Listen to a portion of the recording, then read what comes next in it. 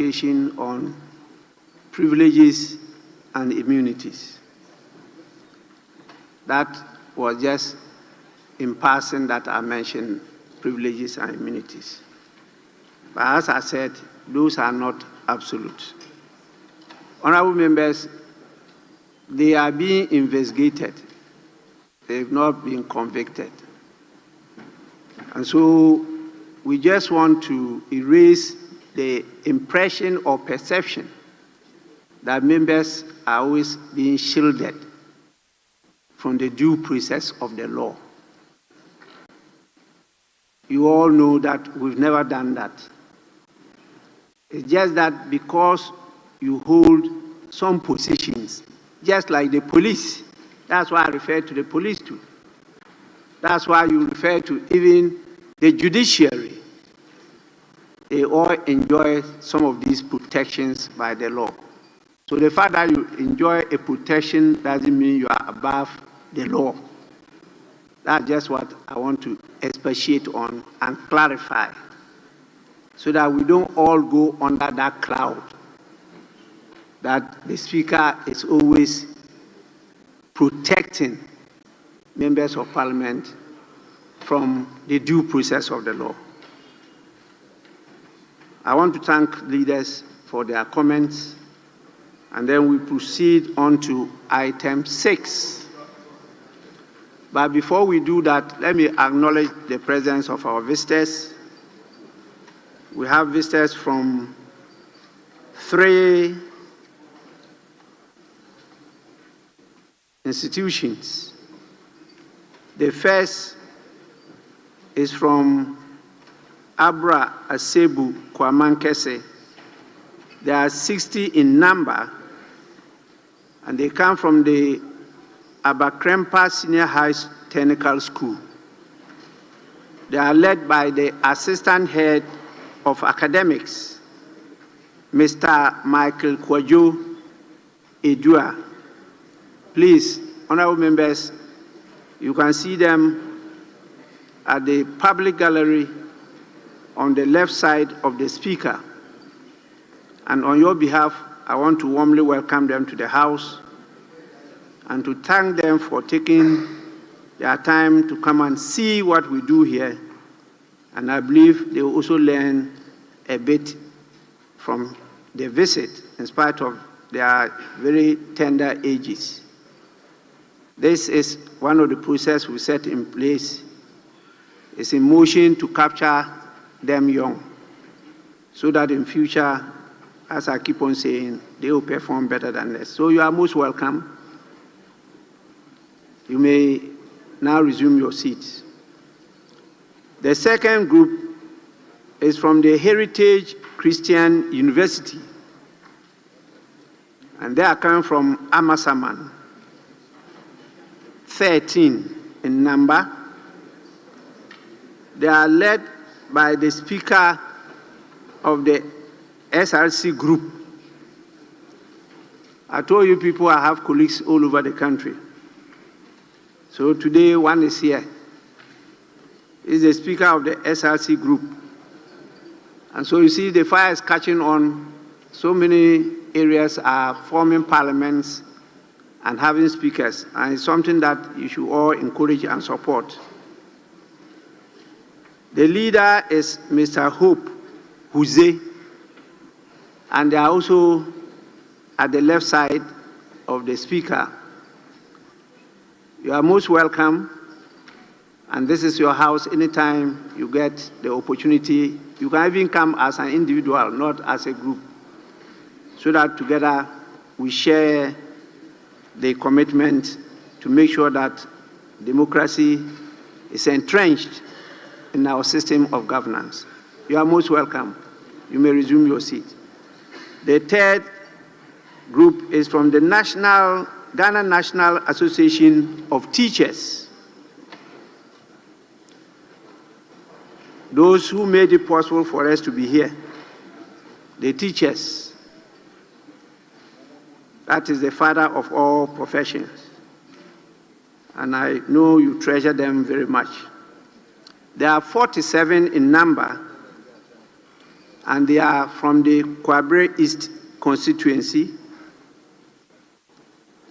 The leader of the group, Mr. Richard Ampedu, is the one who has led them here.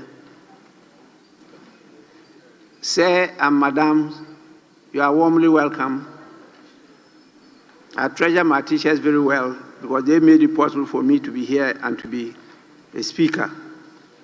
So we are extremely grateful to what you are doing, in spite of our failure to be able to remunerate you well. Don't worry, it's not the heaven that you get your reward. You will get it here.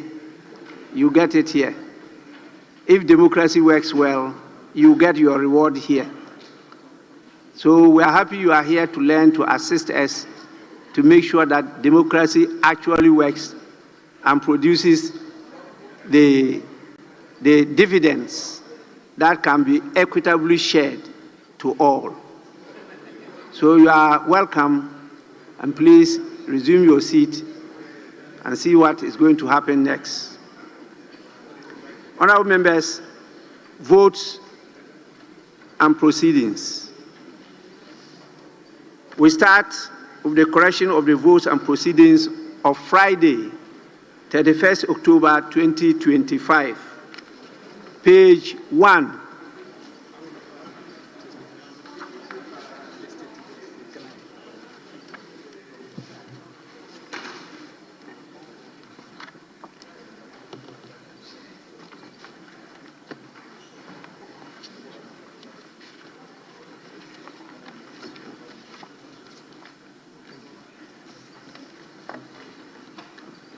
Page 2. Page 3. Page 4.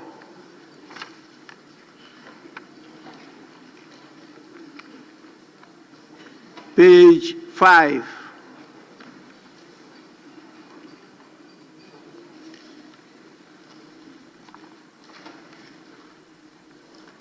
Page 6.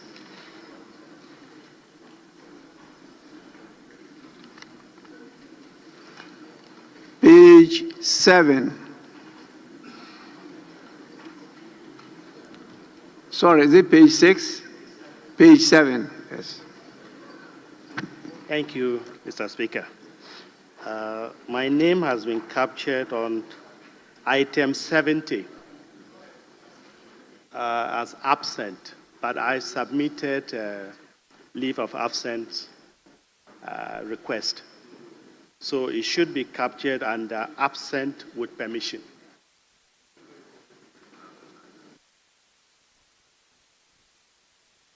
Honorable member, it doesn't necessarily mean that when you submit your leave of absence, you've been granted permission.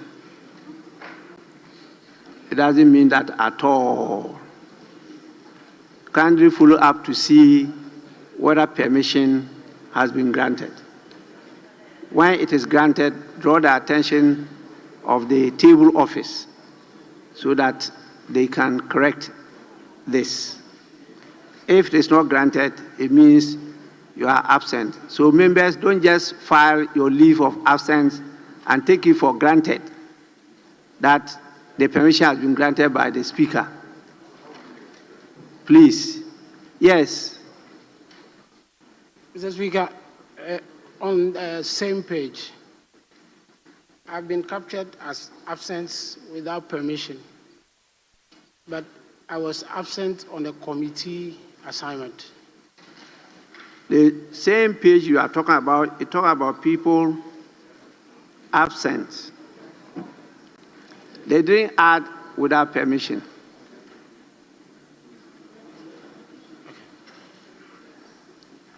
And so you have to follow the same procedure.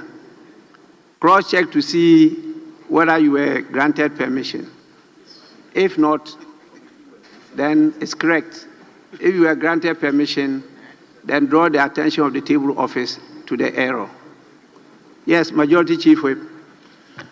Speaker, if I may seek further guide from what you have said. Speaker, the procedure now is that, at least that what we have inherited, is that the members will file the leave of absence form with the whips. And then when we endorse it, we ferry it to the office of the clerk. In fact, now the arrangement is that we do so electronically, and it is then transmitted to your office for your action. So is the delay because sometimes the request comes in respect of a trip that lasts for, say, 2 days. So I have all the evidence of my electronic transmitter to the office of the clerk, and then it is further ferried to your office for action. So, but what we are doing, we are correcting the votes, and once we correct it and adopt it, then it is gone. So members have come to see me regarding this matter just today. So my intention was to engage the clerk after today's procedure and see how we can streamline things. If the procedure can be shortened, then we can ferry it directly to your office for action, or if somebody can be designated. Yes. No, that's what I do.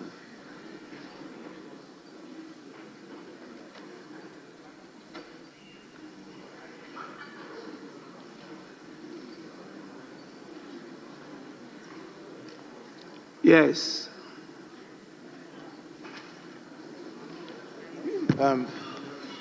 Mr. Speaker, I don't know if that is the new procedure, because if you pick up the form, it's for the caucus leadership to recommend, and then the next portion is the speaker. There's no column for the clerk. Maybe if we get further clarification from it, because my understanding and the practice have always been the case that if leaders endorse, it goes to the speaker. The speaker elects based on communication to us, other of the deputy speakers working on it. So I don't know, Majority Chief Whip, if maybe our info, because when we endorse, we know it goes to either of the speakers. But in the form, it says the speaker, and then it goes there. I don't think the clerk have a role to play on it based on what has been provided on the form.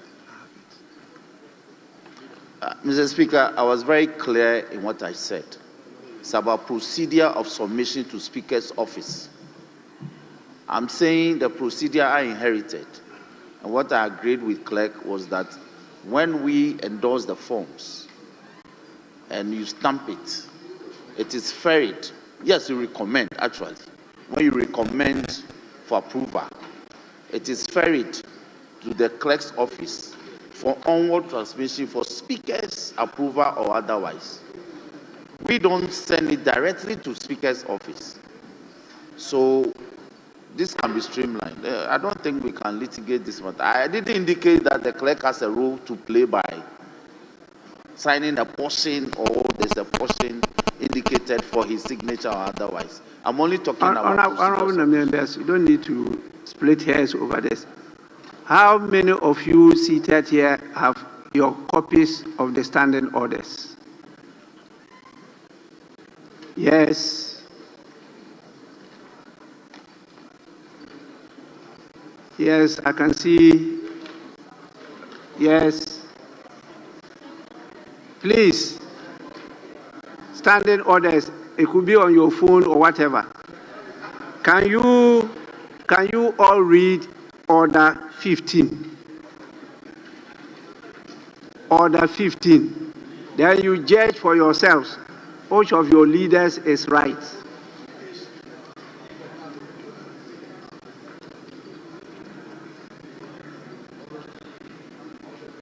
I think on a daily basis, I have to be conducting an exam on these standing orders. For the sake of the public, I'm going to read it because it's a thorny issue here. Leave of absence, Order 15. Rule 1. A member shall attend sittings of the House unless the Speaker grants leave of absence to the member in writing. Are we clear?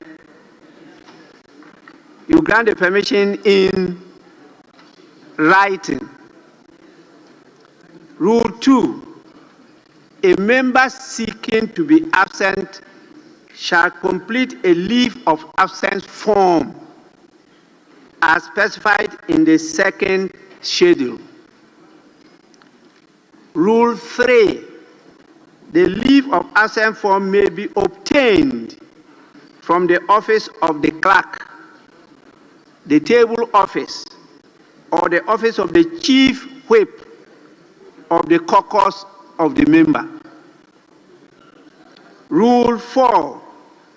A member shall submit the completed leave of absence form to the chief whip of the caucus of the member not later than 72 hours prior to the intended date of absence. 72 hours. It's how many days? It's how many days? 3 days. The chief whip of the caucus of that member shall, not later than 24 hours after receipt, transmit the completed leave of absence form with recommendation to the Speaker for consideration, not to any clerk, to the Speaker for consideration. The Speaker may, within 24 hours of receipt, grant the leave of absence to a member who shows sufficient cause. It's not automatic. So if you submit a leave of absence form to me and state that you are visiting your girlfriend, I should grant you leave of absence.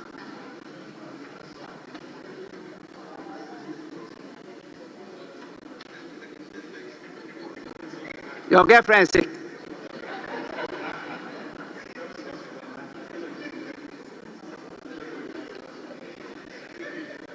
So please,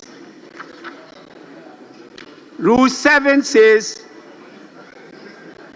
Rule 7, the office of the Speaker shall, within 24 hours after the decision of the Speaker, transmit the decision to the member through the office of the clerk. Clerk. The decision of the Speaker shall be recorded in the votes and proceedings. This is the procedure. So if the clerk's office don't receive a written permission from the Speaker, they cannot submit it to the table office for it to be captured. And we've given timelines for all this to be done. In fact, I'm surprised with this mention of the electronic copies that are transmitted to the clerk, and the clerk is to forward them to the Speaker. I'm surprised. Speaker? Yes. That is the procedure. Which rule says so? You are a lawyer. Speaker, yes, Speaker. Order 15, Rule 1 up to 8 that you just read. Yes. Now, the issue is with when we are done as whips. When we are done as whips. Because practically, it's not every time that, Speaker, you are in situ. And yet the approval must come. So I recall vividly my discussion with clerk. So we transmit. Once the approval comes, we transmit. He made the point that he's able to communicate with you electronically sometimes. So even though you are not here, it can be done. Approval can be given.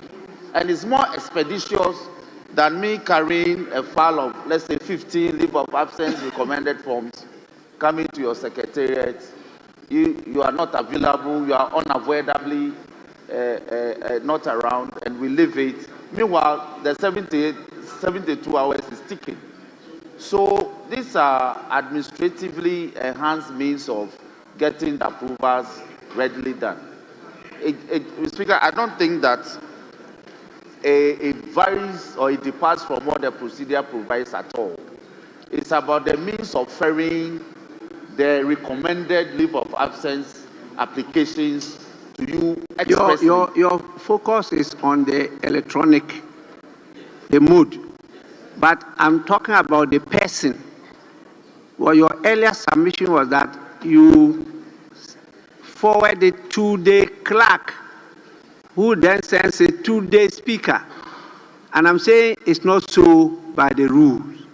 In fact, that was what Honorable Habib also stated, that it is direct from you, the Chief Whip, to the speaker, not to clerk. It's when the speaker grants the permission that the speaker then sends it to the clerk, because the table office is under the clerk. That's part of the office of the clerk. And that is after the speaker has agreed with you that you've shown sufficient cause to be granted the permission. And that's why I cited that if you write to tell me that you are going to visit your girlfriend, I should give you permission. You think I should give you? Even if she is sick, you cannot. I won't grant you that permission. Please, just follow the procedure. And if you see that, because we put structures in place, I don't need to be present. And I've communicated to you, leaders, as to who I have put in charge of that process. May we move on now? Page 8.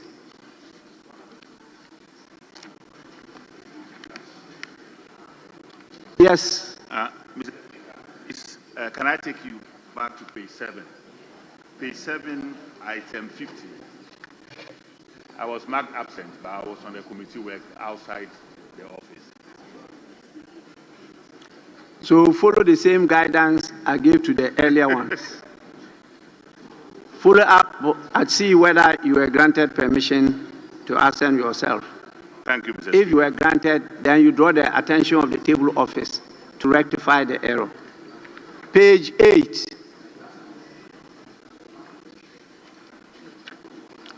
Page 9.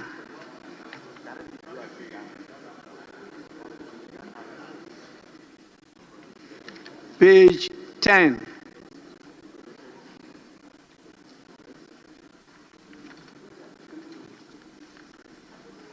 Page 11.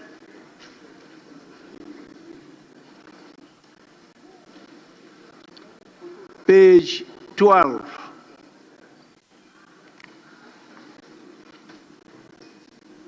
Honorable members, in the absence of any further corrections, the votes and proceedings of the 6th sitting dated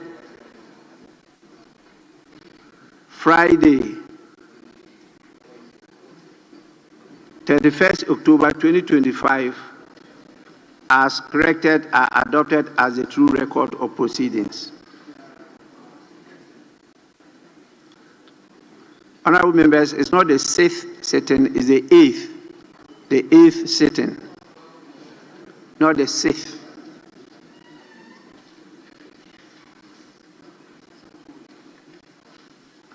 I don't have any copy of the official report. And so we proceed to the next item on the order paper.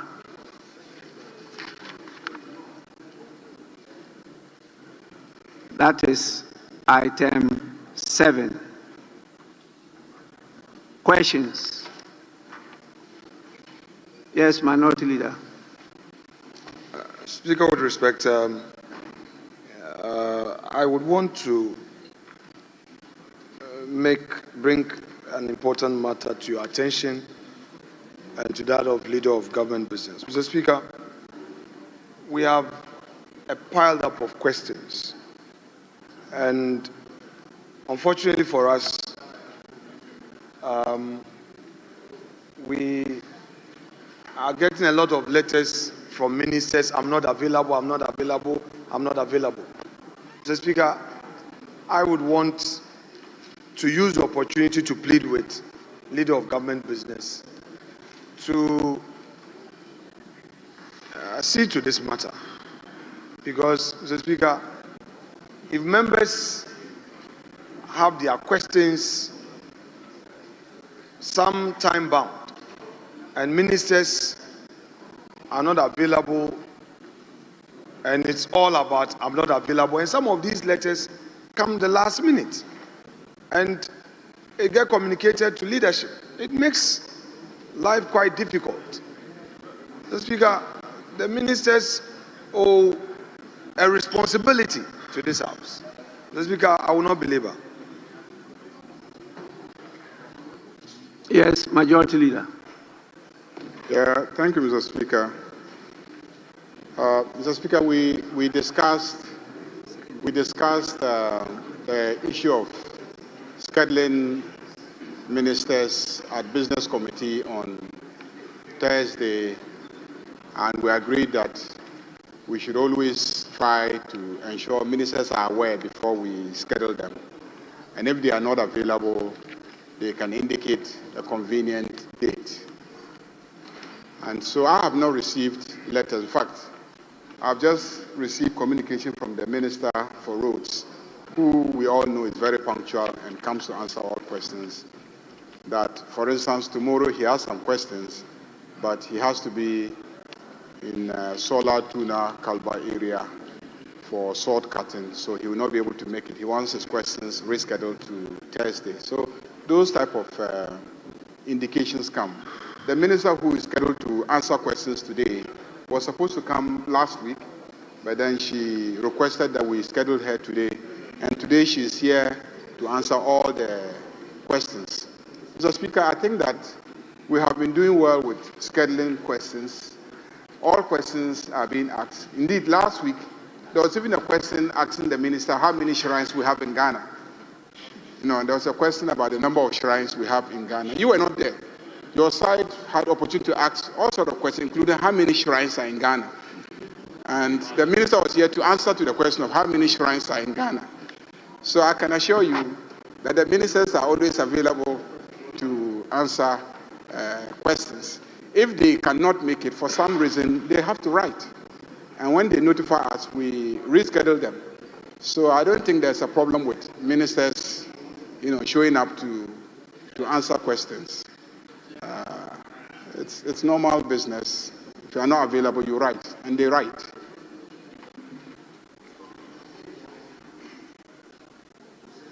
Yes. Speaker, ordinarily I wouldn't have come in because the two leaders have related to the subject matter. Just to put a bit of,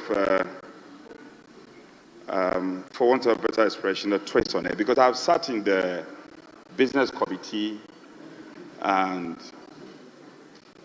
this matter has come back and forth. And the majority leader will concede that the trust of the minority leaders' concern is a trend that is increasingly emerging. Speaker, this House has the powers to determine when ministers should be in this House to respond to questions, not the reverse. And the trend emerging is that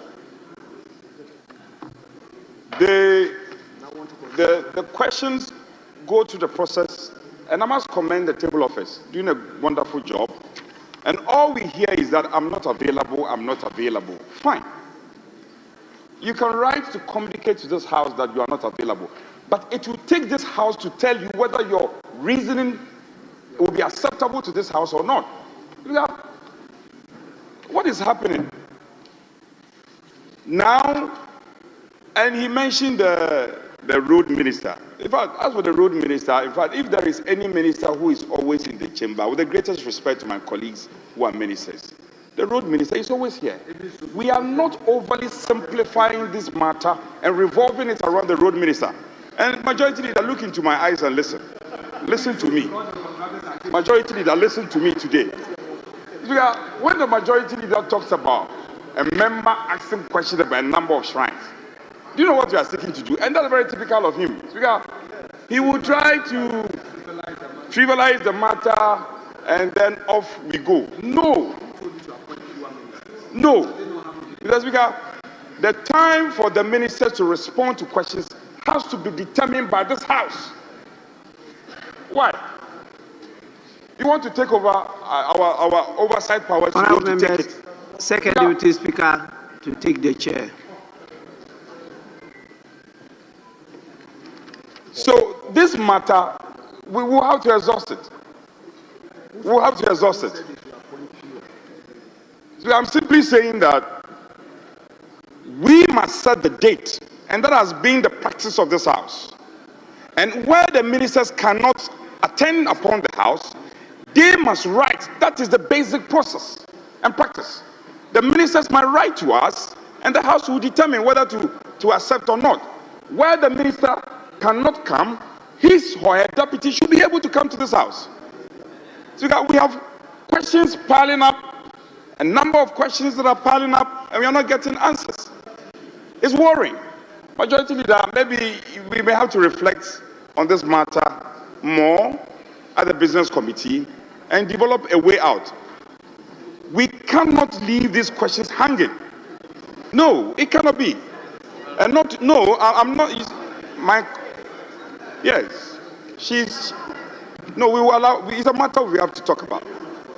We will allow our colleague, our respected minister, we will allow her. So, Mr. Speaker, I'm inviting you to direct, and the powers of the business committee are defined. The business committee cannot take a decision for plenary. No, we cannot. You can only come with a proposed program subject to an endorsement by plenary. So, majority leader, with respect to you, when you say that the business committee, you know, you are a respected lawyer, we respect you.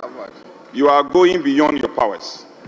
So, the business committee will have to look at this matter again. And we insist, we on this side of the House insist. Not too long ago, you were here. You were asking all the questions. Why are you shielding the ministers?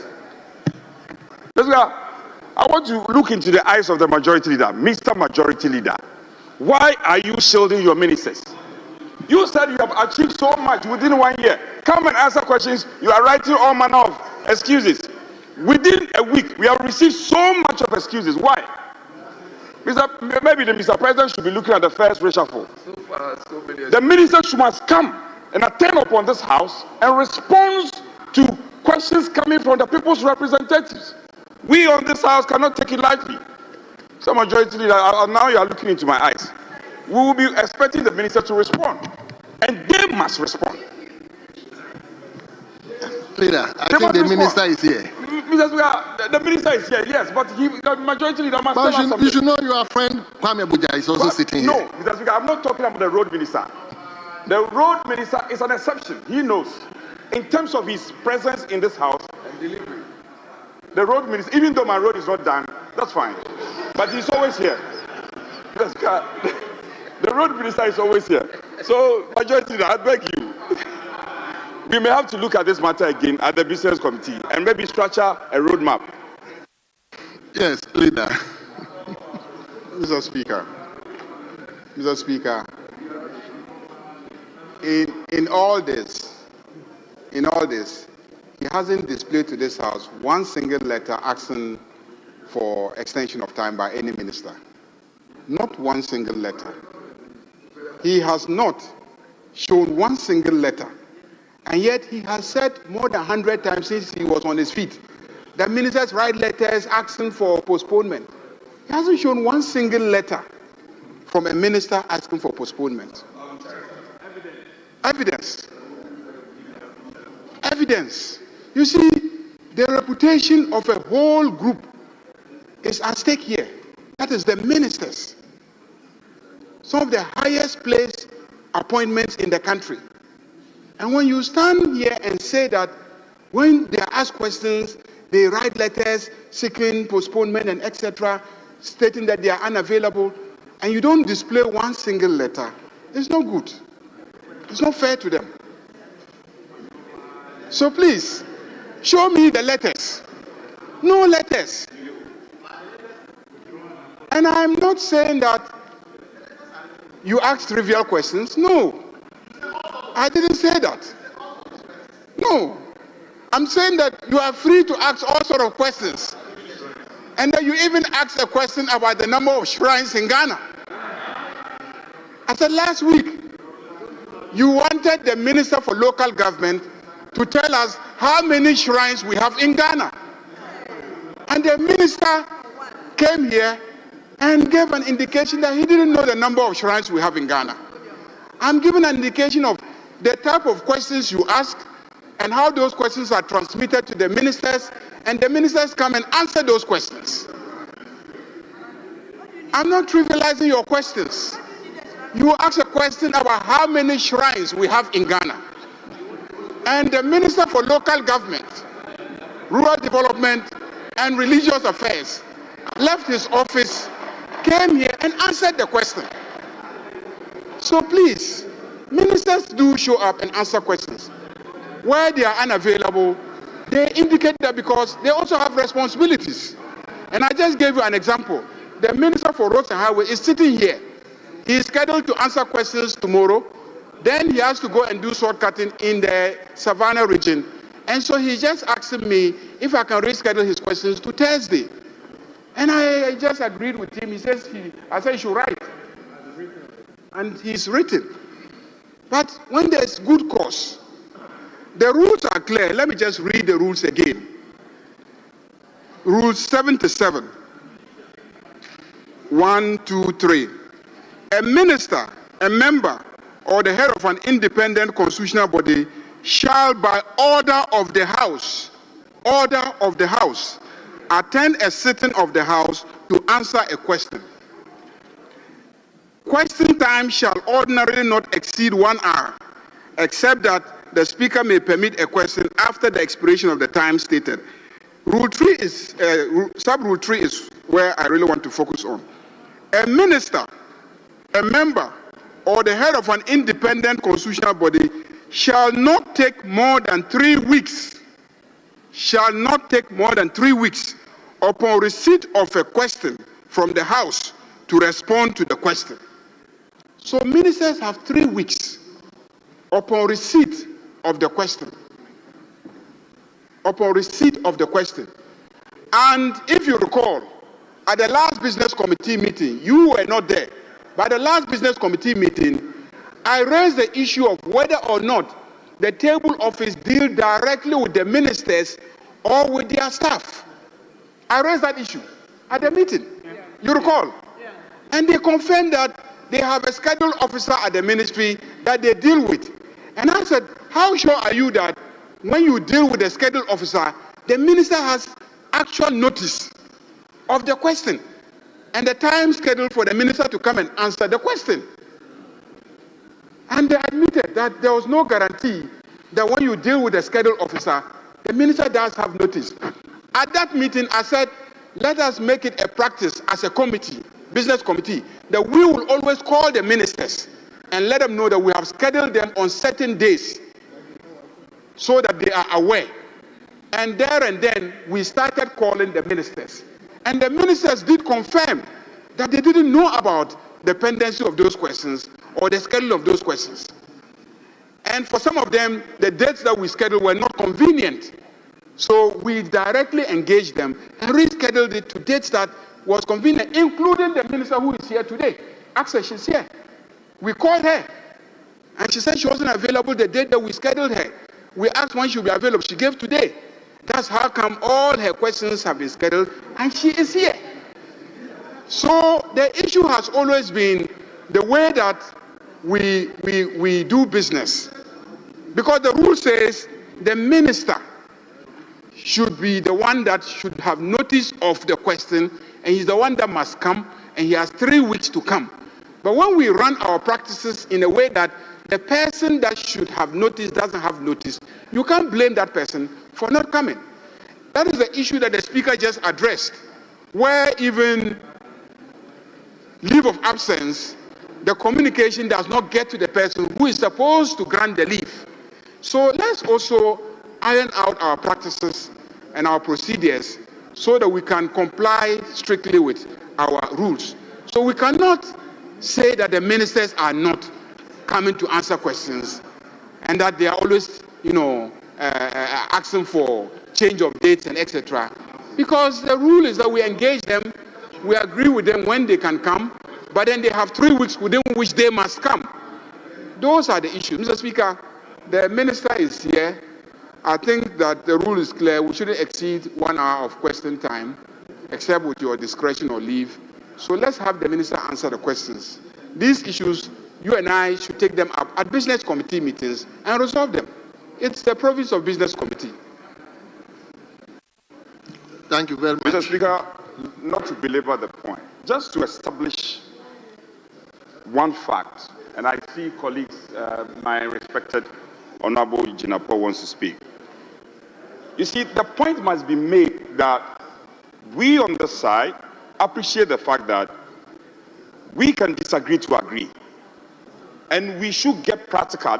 Leader, there are times you engage us and say that, I recall not too long ago, we had to reduce the number of follow-ups as a result of our engagement at the business committee. It was because of the exigencies of the business that we had at that time. Our problem is that it is against our practice for the table office to be told that you must seek the availability of the minister before you schedule the question. That is wrong. Parliament must schedule the question and the ministers must respond. For instance, where the road minister, you were citing an example of the road minister. There are times we even reschedule at conclave without necessarily receiving a formal correspondent from the minister. So, majority leader, get the point that we are with you. We want businesses to be done. We want to get clinical, but Parliament cannot be at the discretion of the executive. No, that cannot be. It cannot. No. It cannot be. It cannot. We must schedule. And our scheduling is not based on the availability of the minister. When we schedule and leader, listen to me. When we schedule and the ministers are not available, it's their duty to write to Parliament. Otherwise, our oversight will be undermined. So I'm saying that to say that we should seek the availability of the minister before we schedule, that is wrong and it's against our practice.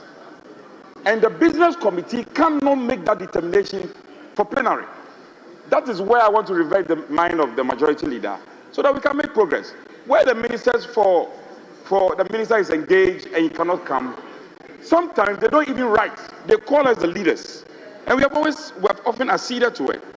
So, leader, don't get it wrong. We are not saying that even where the minister cannot come, we are insisting that the minister should be here. No. Where there are genuine reasons, we are reasonable to know that we have to accede to those reasonable grounds being given. But when it becomes like Parliament must call the minister must accede before this scheduling is done, that for me is against the practice. And we'll be undermining our oversight as an arm of government. That's my simple view. Yeah.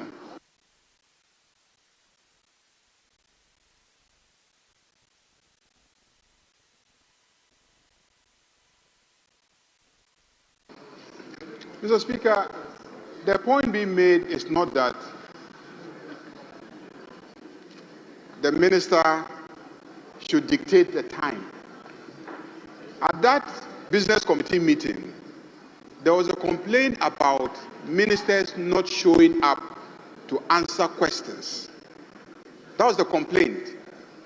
Then I asked, do they even know that they have been scheduled to answer questions? That was the question I asked. And I asked, how do you communicate to the ministers when they have questions to answer? And she then revealed that there's a contact person at the ministry that they deal with. Then I said, are you sure the contact people communicate to the ministers? Because it might just be that the ministers are not even aware. Because sometimes I come here and I'm sitting here, I notice that the minister has questions, he's not aware, I call him, Minister, you have questions to answer. The problem that I face then is that he's not aware of the question, he's actually ready to come, but then he's not prepared to answer the question. He's not prepared, he hasn't been properly briefed. And when ministers come without being properly briefed, it becomes embarrassing for me here when they appear not to be on top of their brief. So I prefer that the ministers are aware, have prepared, are on top of their brief, then they can answer the question competently to the satisfaction of the members. So at that meeting, we then said, oh, is it possible for us as a committee to always call them to be sure that first they are aware, and secondly, to agree with them on their availability. And I'm saying that the rule says that he must show up within 3 weeks upon receipt of the question, within 3 weeks. So it means that he has 3 weeks latitude to negotiate with you. If he receives it today, and you call him and say, I'll schedule you tomorrow morning, he can say, no, I'll come in 2 weeks' time. Or even a day before the expiry of the 3 weeks. He has that latitude.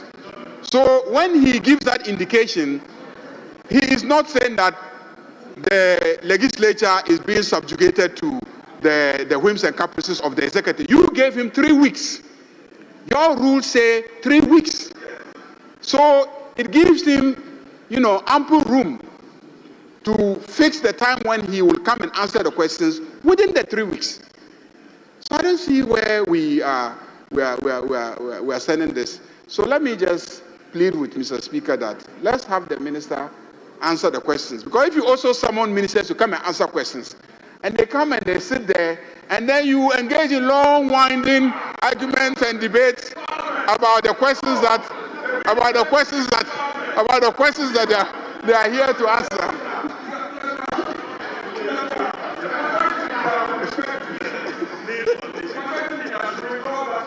Well. Leader. It's very important. When he says that ministers come here and we elect to engage in long discussion, that is most unfortunate to come from the majority leader. This is the Parliament of Ghana, and we determine our business. The ministers, we are not part of the executive. This is an arm of government. Now I'm talking to ministers. Yes, I'm talking to ministers. But incidentally, he's also a member of Parliament. So, Mr. Speaker, that comment is most unfortunate. To say that we engage in long, winding statement of majority leader Abba. Oh, you made a fantastic point. That one is unfortunate. Redraw that part. This is Parliament. Everything here we say, we speak to makes sense. It makes sense. Everything we are saying here is important. Long, winding debate is important. But leader, must contain us. Leader, about 80% of the ministers are already members of Parliament. So once they come here, they come their home to do business. Being a minister is just an additional responsibilities. So just saying we allowed them to sit there, I don't think that was right. Because they've come to their house and they are coming to do business. Irrespective of the fact that they are ministers, they've come as a members of Parliament. So they are not here being wasted time. So on that score, I don't think I'll be with you. Mr. Speaker, there can be long winding arguments that are very, very intelligent and sensible. Very intelligent, sensible, long winding arguments that educates members of this House, engages us, excites us. So, Mr. Speaker, I'm not even saying that the arguments are not sensible. They're very sensible. Yes, they can be long. It is good. I'm just encouraging us when we summon the ministers, and they come, of course, they are members of Parliament and should ordinarily be here as members of Parliament. But don't forget that our Constitution has partially merged the executive with the legislature. And so we have members of the executive who have executive functions, at the same time have legislative functions. And Mr. Speaker, We know the cost of running government, and we know that it has been very costly. And so when we reduce the size of the number of ministers, we must also accompany that with greater efficiency in the use of ministers' time. That's all that I'm pleading for. That when they come, let's have them answer their questions so that they can get back to work at the ministries. Okay, Minister, I'll call you, but I think Honorable Jinapor has indicated to speak. So, Honorable, let's be snappy before I get to the Minister. Thank you, Mr. Speaker. Mr. Speaker, thank you for the opportunity to contribute to this very important discussion. Mr. Speaker, the majority leader talked about all sorts of questions, and referred to a question which sought to ask the minister the number of shrines in Ghana. Mr. Speaker, may I refer the House to Order 85-1. Mr. Speaker, I read. Order 85-1 states, the Speaker is responsible for the admissibility of a question. Mr. Speaker, therefore, any question which is scheduled and asked in this House must pass the admissibility tests, and is the Speaker who determines which question is admissible or not. And Mr. Speaker, I want to believe that you have a criteria and you have a very high standard in determining whether a question is admissible or not. So, Mr. Speaker, with the greatest of respect to the majority leader, there cannot be all sorts of questions. Mr. Speaker, the questions that are admitted by Right Honourable Speaker are questions that the Speaker, pursuant to Order 85-1, has determined that are questions which are relevant, are questions which ministers must spend their executive time to answer, and are questions which further the interest of our country. So, Mr. Speaker, I would regret to suggest that a particular question is a sort of question, and that if somebody wanted to know the number of shrines in Ghana, somehow or rather is a sort of question or trivial question. The Speaker has, finally, Mr. Speaker, finally, when you look at Order, when you look at Order 77, Mr. Speaker, Order 77 sets out clearly the procedure to be adhered to for ministers to answer questions. 77-1, 2, 3. It sets out copiously the procedure to be followed. Mr. Speaker, in all humility and modesty, when we were on your right-hand side and we had the privilege to serve in government, Mr. Speaker, I have spent 4 or 5 hours in this House before to answer questions. My brother, Honorable Asensu Boakye, tells me that he's also spent sometimes 6 hours, 7 hours to answer questions. Mr. Speaker, and if we ever by some, Mr. Speaker, you get here, you are scheduled, you get here at 10 o'clock, sometimes 2, 3, 4 o'clock is the time that you are admitted. And you spend 3, 4 hours answering. But what is the point? The fundamental point I seek to make, Mr. Speaker, the fundamental point I seek to make, and when we missed questions, there was a whole brouhaha. The fundamental point is this: answering questions before the House, Mr. Speaker, the principle behind it is accountability. And that is the point the Minority Chief Whip is making. It is the extent to which we take the business of the House serious. So, Mr. Speaker, I think that the majority leader is right. Thank you. Is right in saying that we should allow the Minister of Fisheries to answer her questions. Thank you. But the fundamental point is that admissibility is by Speaker, and answering questions goes to the root of accountability. And finally, the windy arguments, the majority leader has most of it. He takes a bigger bite of the windy argument. Thank you, Mr. Speaker.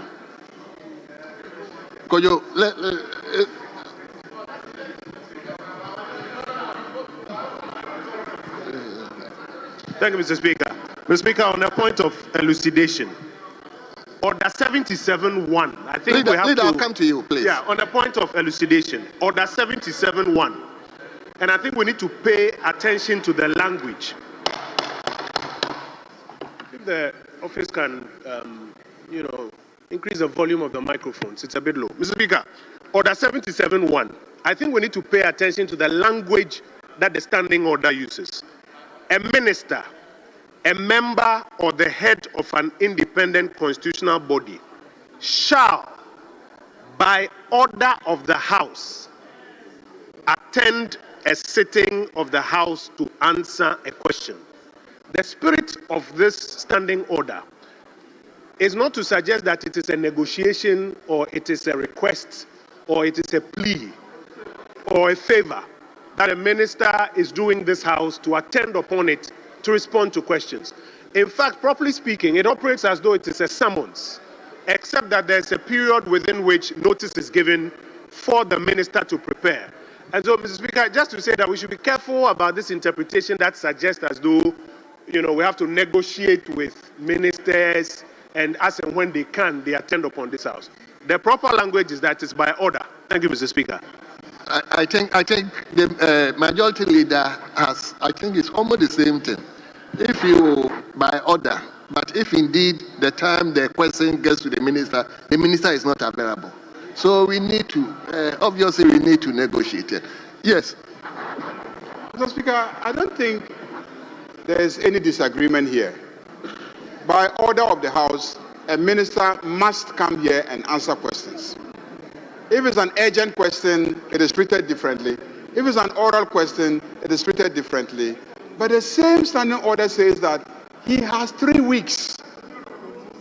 He has 3 weeks upon receipt of the notice. Upon receipt of the notice, he has 3 weeks or she has 3 weeks. So if I, as head of government business, leader of government business, say, let me engage with the minister within that 3 weeks to see when the minister is available to come and answer the questions. Mr. Speaker, once your own rules say the person has 3 weeks, the person has discretion within the 3 weeks. I didn't make the rules. The rules say the person has 3 weeks. It means that if I say come next week, say no, let me make it the following week. I'll be better prepared because you ask questions about facts.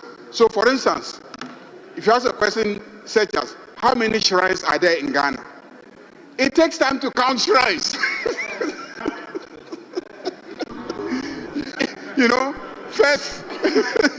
First you have to identify the shrines. Thank you, leader. The location of the shrines. Leader, thank you so much. So, honorable members, let's turn to item 7 in page 2. And we start the questions with that of Honorable Duke William Allen Kwame Amoako Atta Ufuli Atta. The name again, Duke William Allen Kwame Amoako Atta Ufuli Atta, a member for Fantiakwa South. Yes, honorable member, if you are available, you have the floor now. Mr. Speaker, I rise on Order 88.3 to seek your permission to grant me the permission to speak, to ask this question on behalf of the Honourable Member for Fantiakwa South. I have his authorization to ask this question. Well, leave granted, you may go on. Okay. Thank you, Mr. Speaker. The question from Honourable Member for Fantiakwa South is to ask the Minister for Fisheries and Aquaculture the steps being taken to operationalize the one-stop shop aquaculture licensing system in 2025 and how this reform will improve regulatory compliance and investment in the aquaculture industry. Thank you, Mr. Speaker. Respectfully, Honourable Minister.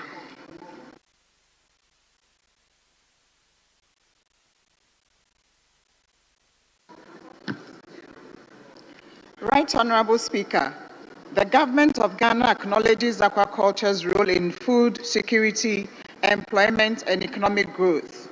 The current process for obtaining aquaculture licenses involves various regulatory bodies, each with its own requirements and procedures, creating a fragmented system. This arrangement has resulted in overlapping regulations, manual processing, and delays. Aquaculture operators are required to liaise with multiple agencies, which increases administrative tasks and prolongs the approval process, impacting the sector's efficiency. The Ministry of Fisheries and Aquaculture, through the Fisheries Commission, is introducing a one-stop-shop aquaculture licensing system designed to simplify and coordinate the permitting process in Ghana.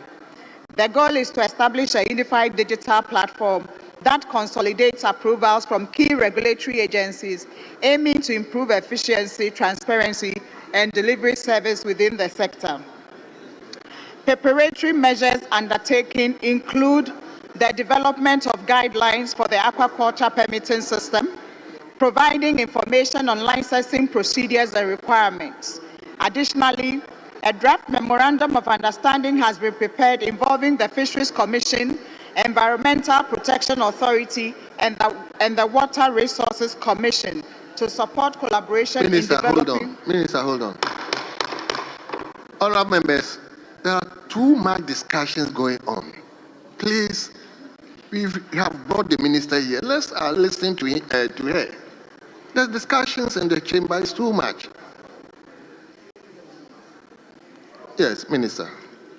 Additionally, a memorandum of understanding has been prepared involving the Fisheries Commission, Environmental Protection Authority, and the Water Resources Commission to support collaboration in developing and implementing the system.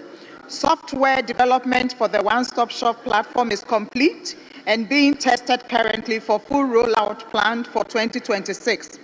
The fisheries staff are being trained on the software management and the whole process for complete takeover and implementation in the coming year. This reform, Mr. Speaker, is intended to enhance regulatory compliance, facilitate investment in the aquaculture industry, and reduce in-person interactions by introducing a more transparent and trackable approval process. Thank you very much. Thank you very much.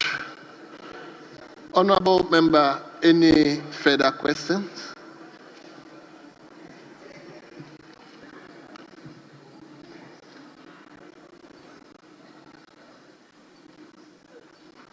Yes, honourable member for Bosume Frehon. Thank you, Mr. Speaker. Mr. Speaker, I first and foremost want to commend the government and the Ministry of Minister for Fisheries for continuing a process that have been in the system since 2022. Mr. Speaker, I only want to ask that the National Fisheries and Aquaculture Policy that was enacted in 2020, again, the Ghana National Aquaculture Development Plan between 2024 and 2028 was working on this one-stop shop licensing. I want to ask that the new plan or development that they are doing, has it abandoned all these provisions and regulations or things that were being done by the 2022 policy or the plan for 2024-2028 entirely, or some of those plans have been incorporated into the new one that has been completed? Thank you. Yes, Honourable Minister. Thank you very much. Those plans were reviewed. The process that we inherited were reviewed and improved, and that is what we are rolling out now. Thank you. Thank you very much. Yes, no, I wouldn't give him two opportunities. Yes, leader.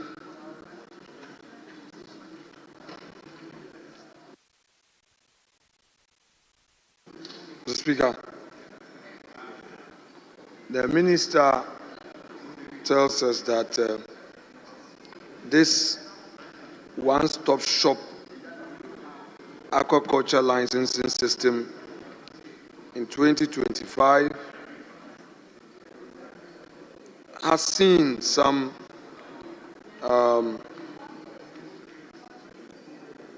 ministerial intervention. May I know from her what exactly she means by one-stop shop aquaculture licensing system? Yes, Honorable Minister. Thank you very much. By statute, it's the Fisheries Commission, the Ministry of Fisheries and Aquaculture, that supervises aquaculture. However, to get a license, there are a number of different entities in Ghana that have to do their part. So you have to get some license from EPA, you have to have Fisheries Commission itself license you, and you have to have the Water Resources Commission also do their bit. What is happening is that increasingly, people who are interested in investing in aquaculture have to go between and among all these agencies running around. In fact, one of the farmers said to us that the Fisheries Commission that provides more help to his enterprise, he pays less to Fisheries Commission than to EPA and to Water Resources Commission. So the one-stop shop licensing regime is developing a platform that brings all these licensing processes at a place, at one place. So you can even sit in your bedroom and put in your requirements as each entity requests of you, and the process is done and you get your license. We are doing this together. So EPA, Water Resources Commission and Fisheries Commission have been working closely together in developing the one-stop shop licensing permits regime. Thank you. Thank you very much, Honorable Minister. Yes, Leader. Speaker, with respect, the Minister's explanation takes me to the point she herself raised in respect of the platform that is going to be used to achieve this. She tells us that there is a software that has been developed to achieve this. May I know from her the costs involved in this? As you may be well aware, the program started somewhere 2022, and some costing was done. Is she able to tell us whether the previous cost is being maintained, or that the ministry has arrived at a new cost for this particular procurement? Yes, Honorable Minister. Indeed, there was very little progress done from the reference point of 2022. We've had to sort of revamp the whole process. But as I stand here right now, I do not have the actual figures. If Parliament permits, I'll provide it later. Mr. Speaker, with respect, I think it is only fair to oblige the respected minister to make the costing available at a later date, since she's committed for Hansard. So I would oblige her. But may I know whether it's the procurement of this software went through competitive tendering, or it was sole sourcing, and if so, whether PPA was at all involved in the processes that arrived at this decision? Very well. Thank you, Minister. Thank you very much. As my answer stated, this work was done through the Fisheries Commission. I will come back to you with answers to your questions. Thank you. No, that is in respect of the procurement. Okay, very well. Yeah, Honorable Minister, Mr. Speaker, question time is not a platform or a time for debate. But you see, when the minister herself gives us information, the presumption is that all the facts are at her disposal. If you come to the House of Parliament to say that you have undertaken a procurement, and a software developer has been selected for a particular purpose, a question will necessarily follow. So if you now say that you don't know, it becomes a problem. I want you to provide clarity on this matter. Is it that you would want to come at a later date with the details of the procurement for this House to peruse? Because this is critical with respect. Leader, I don't think he said he doesn't know. Mr. Speaker, that's why I'm saying clarity. Mr. Speaker, that's why we are having this engagement. Clarity with respect. Thank you, Mr. Speaker. So let me assure you that the proper procurement processes were followed, have been followed throughout since I assumed leadership of this ministry, this sector. Your specific question was what type of procurement approach was used, whether by single, there's nothing like sole source, I'm told, there's single source or whatever, and that is what I'm saying, that I'll provide you the information later, but I want to assure you that the proper procurement processes were followed to procure the software that is being deployed now. Thank you. Mr. Speaker, to bring a closure to this, since we always want to encourage our countrymen and women to be players in the private sector, may I know from the minister, in view of the answer given, whether or not this software which was procured is an entity within our jurisdiction. In other words, simply put, is the software provider a Ghanaian? Because, Mr. Speaker, sometimes we hear that the opportunity, goes out of the country. Is it a Ghanaian or a Ghanaian company? A Ghanaian company. Mr. Speaker, I mean, the company persona. So if I say Ghanaian, obviously, but I thank you for the guidance. A Ghanaian company. I just want to know. Yes, Honorable Minister. Mr. Speaker, is a Ghanaian entity. Thank you. Thank you very much. Honorable members, we turn to question 347. Leader. Mr. Speaker, the minister is saying sole source is different from single source, and now it's a Ghanaian entity. Mr. Speaker, we want clarity. Entity, in what context? We just want to know. Ghanaian entity, bring clarity. Ordinary language, simple language for clarity. Is it a Ghanaian registered company? Is that what you mean by entity? I want to know.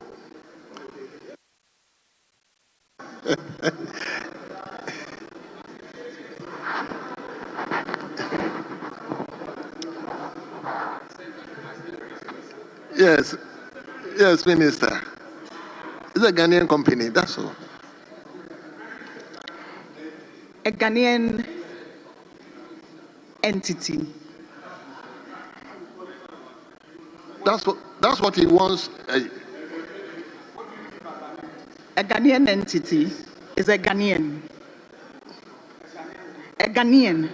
Is it a Ghanaian company? A Ghanaian registered in. A Ghanaian entity in Ghana. Thank you. Very well, thank you. Let's turn to question 347. Question 347. And the question stands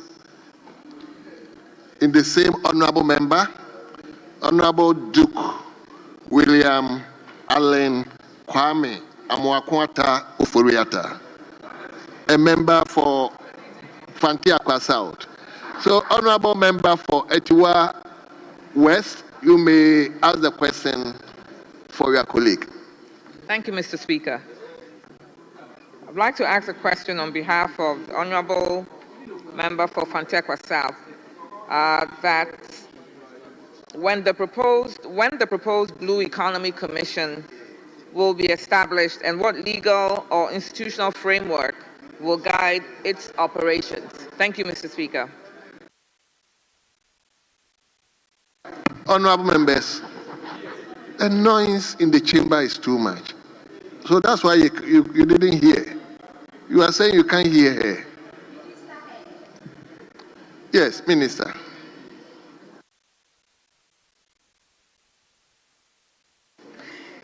Right, Honorable Speaker, Ghana's blue economy relies on the interconnectedness of water bodies, oceans and rivers, climate resilience and human well-being, supporting sectors such as fisheries, maritime transport, tourism, oil and gas, renewable energy, as well as marine biotechnology. These sectors are vital for GDP growth, employment, food security, and trade. In line with this, Cabinet approved an interministerial technical team supervised by the Senior Presidential Advisor on Governmental Affairs to develop a national blue economy strategy and to recommend the appropriate legal institutional frameworks.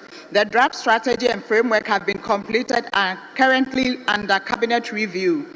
The Ministry is also awaiting feedback on a request to African Union Inter-African Bureau for Animal Resources to support the development of the implementation plan for the strategy. Thank you very much. Thank you very much. Yes, Honorable Member for Swami, Honorable John Darko. Yeah, thank you very much, Mr. Speaker. Mr. Speaker, I have taken notice of the question asked and the answer provided by the Honorable Minister. Mr. Speaker, if you look at the question is asking specifically the proposed Blue Economy Commission as to when it will be established. But the answer doesn't address that question at all. The answer is talking about completely different things. Even though I believe that your answer, you can say that you give an answer you want. But, Mr. Minister, I believe that the answer that Madam Minister, the answer that you provide must actually resolve the question at play. The question Honorable John Darko. Yes, it's not answered. So, Madam Minister, you may want to have a look at your answer to the question. Honorable Member. Yes, Mr. Speaker. That is your understanding. The Minister has researched and come to the House with the answer. Probably it might not satisfy you, but you can say, right? Yeah, Mr. Speaker. So the question to Madam Minister: when do you intend to establish the proposed Blue Economy Commission? Very well. Yes, Minister.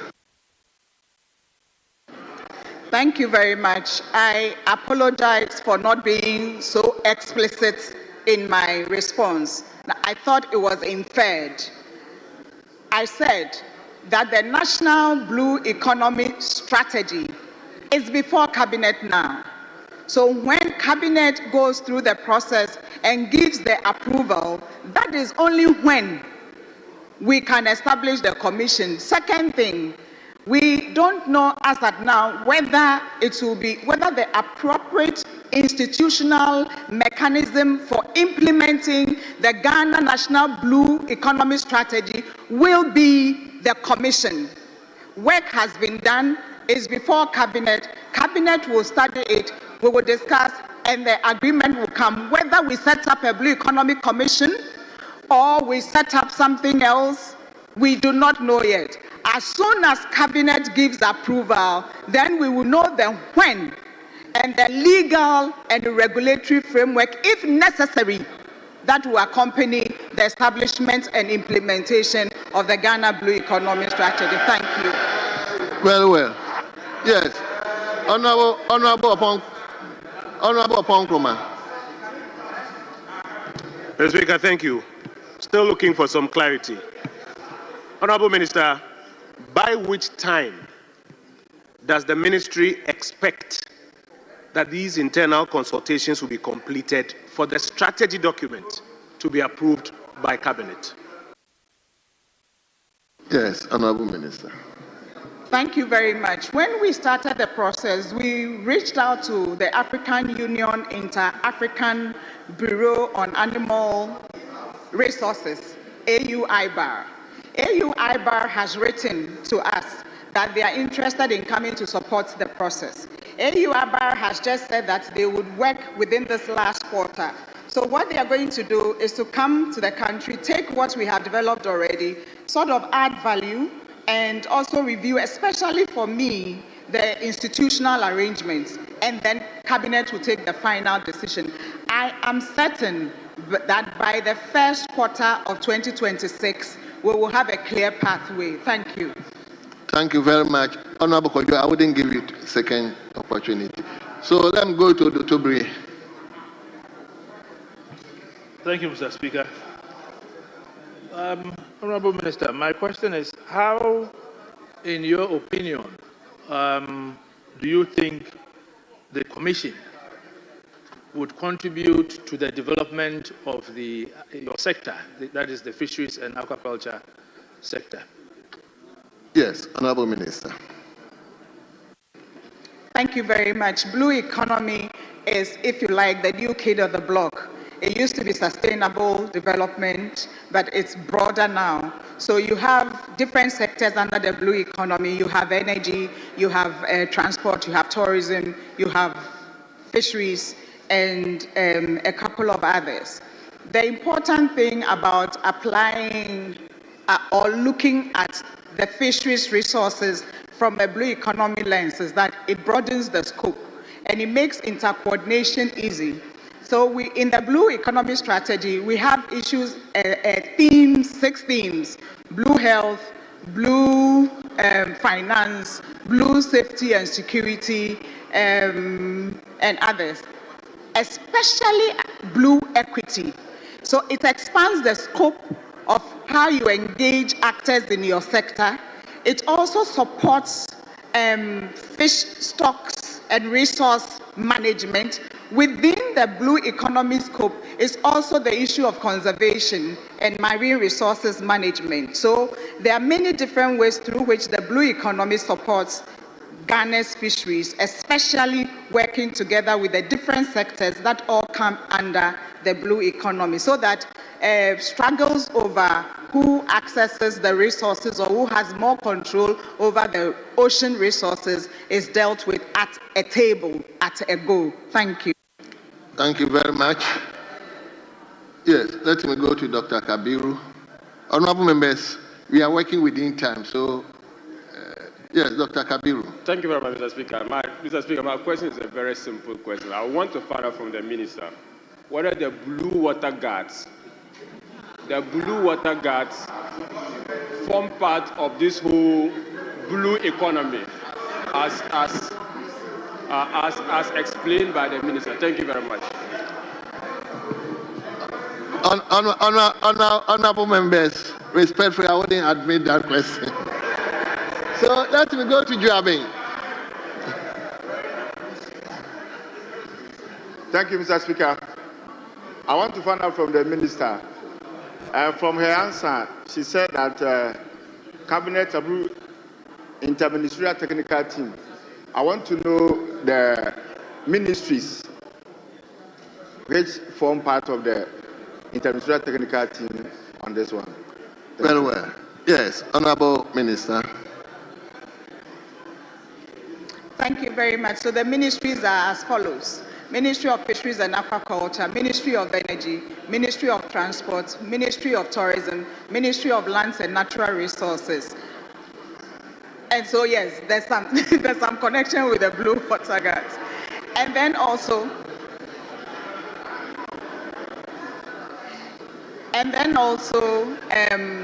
the National Development Planning Commission, though it's not a ministry, because of its responsibility of overall planning for Ghana, we included them. And then the important 24-hour secretariat, yes, because blue economy goes beyond just oceans to cover waters, water body, is about aquatic bodies. And in Ghana, one of our largest, most important water bodies is the Volta Lake. And if 24-hour economy is doing the Volta Economic Corridor, then it just makes sense that you include them in the blue economy development.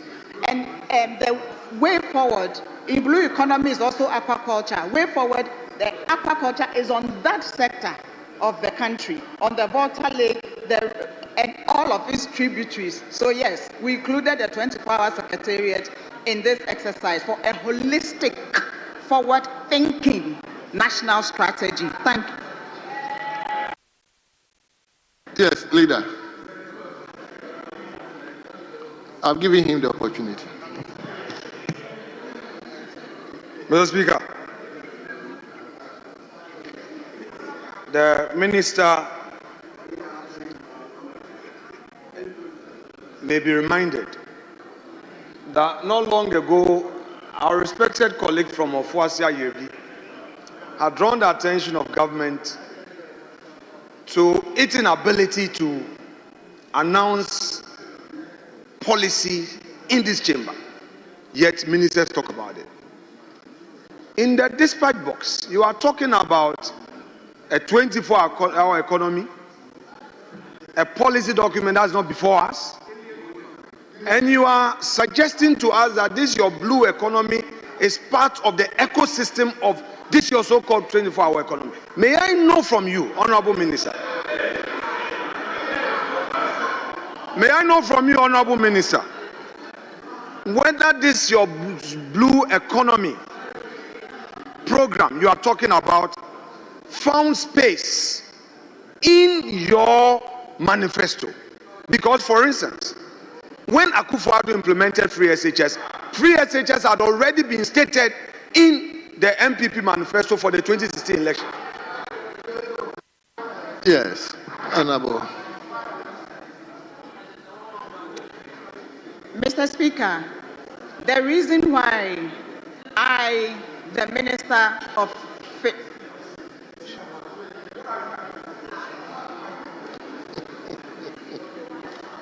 Minister,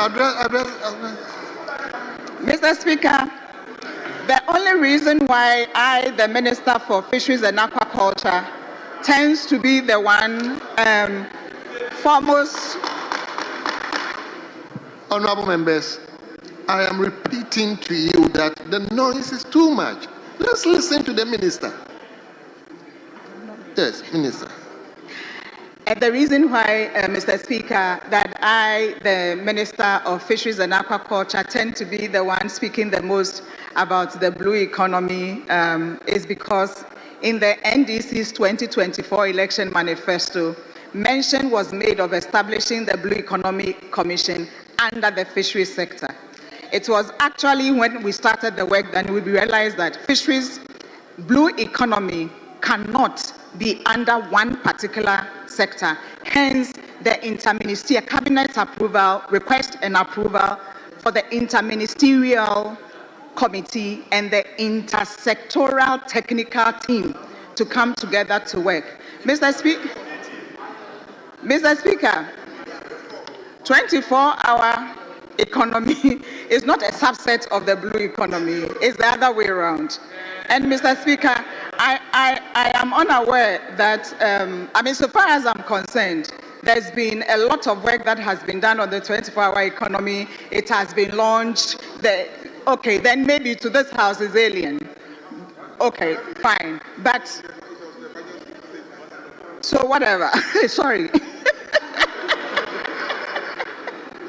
Mr. Speaker, apologies for speaking using unparliamentary language. So far as I am aware, as a minister of this republic, the 24-hour economy is an integral part of our development agenda. And for what they stand to do, it was important that they were reflected in the blue economy strategy development. We are not interested in piecemeal approaches. We are thinking through forward-looking so that we can develop this country to another level altogether in the short time that Ghanaians have given us. Thank you. Yes.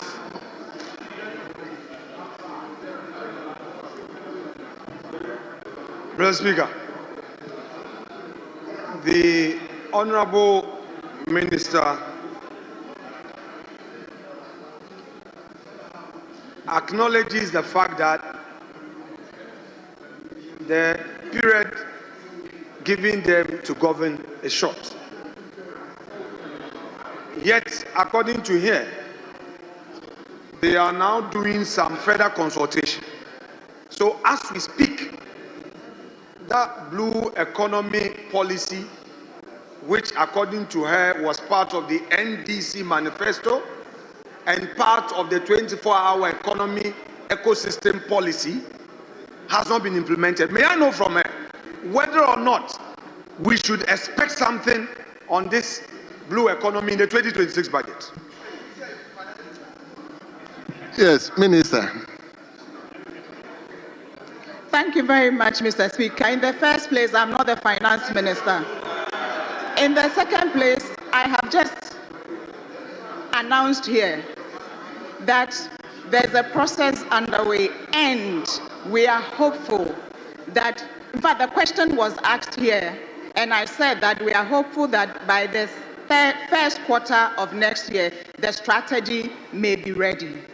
When the strategy is ready, it comes with an implementation plan. That a cost will be given to the implementation plan. And in fact, as I speak to you right now, I have a Norwegian mission in country that are seeking scoping for a continuation of a partnership we had with them that is ending. And the partnership is called Oceans for Development Corporation. And they're already eager to support Ghana's Blue Economy National Strategy implementation. So we will start from there, and then we will put cost to it for government to find the rest of the money. When that happens, I cannot stand here and say so. And Mr. Speaker, I'm not sure of the interpretation that the minority leader gives to my statement that we have a short time to govern. When we went to the polls in 2024, Ghanaians gave us 4 years to come and deal with the problems. The problems Thank of you. this economy. Thank you. Thank you, Minister. Thank you. Honorable members, the minister is careful in choosing his words. Please don't put words in the minister. Yes, leader. Mr. Speaker, the majority leader is anxious to re-examine the minister. He should be patient. Minister, you are using the dispatch board to do politics. That's what you want to do.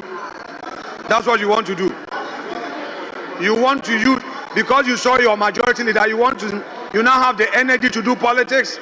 That's what you want to do. Mr.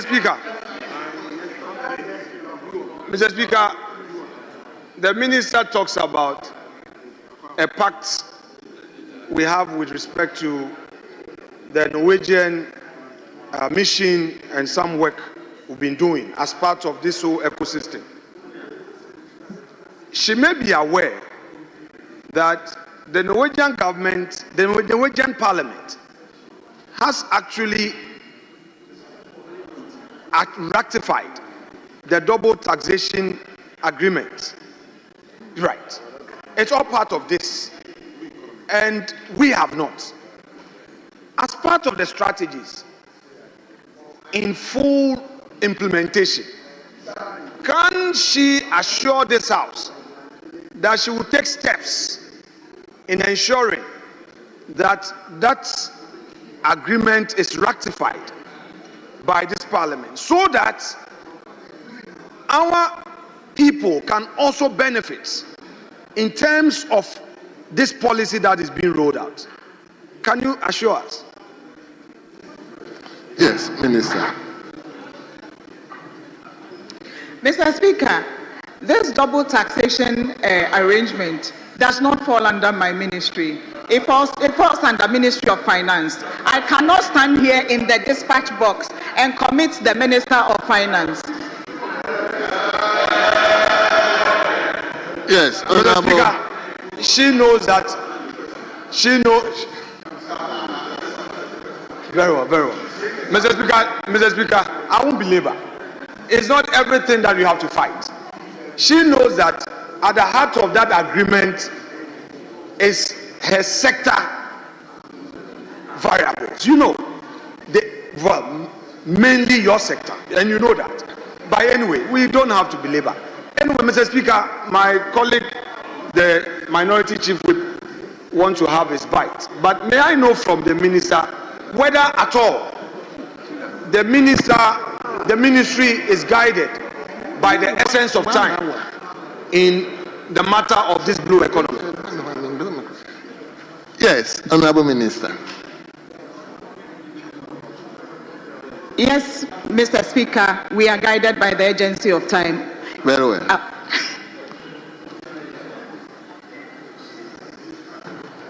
Yes. Honorable members, let's get this. Even though it's question time, so that's why I always look at the back. Once the leader speaks, it becomes a bit difficult for me to call somebody else.